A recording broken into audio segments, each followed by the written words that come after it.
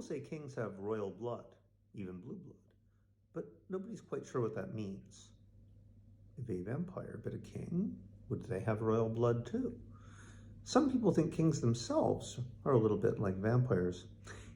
Even Dracula was the name of a real king, Vlad III of Wallachia, who didn't really drink anybody's blood, but did a lot of awful things to anyone who disagreed with him.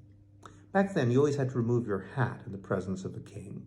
Only the king got to wear a hat or crown. Once, when some Turkish ambassadors refused to remove their turbans, citing religious reasons, Dracula ordered the turbans nailed to their heads.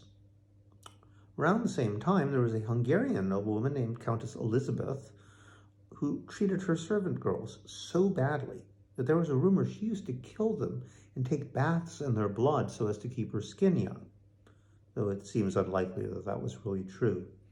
It's possible that you see the two stories kind of fused together somehow. Probably the most famous story about scary kings who live off their subjects is the story of Zahak, a very bad king of ancient Persia. Zahak didn't start bad, he just really loved food.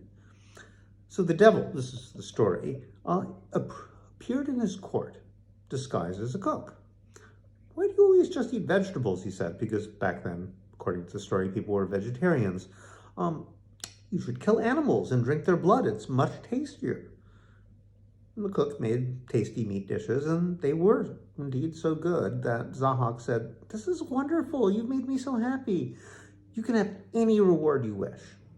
And the devil said, "All I wish is to kiss you on the shoulders." So the king agreed, okay. And the devil kissed him once on each shoulder. And soon after, snakes started growing out of the king's shoulders on those exact spots. First, he tried to cut them off, but they just grew back. And the snakes grew bigger and bigger and hungrier and hungrier. And finally, he called in a doctor. But actually, the doctor was just the devil again and disguised as a doctor. And the doctor said, snakes like that eat brains. You have to feed them human brains, or otherwise they'll get so hungry, they'll eat your brains. So Zahak had to set out spies into the kingdom every day to kidnap people and feed their brains to the snake. This went on for many years until one day his people figured out what was going on and they rose up and overthrew him.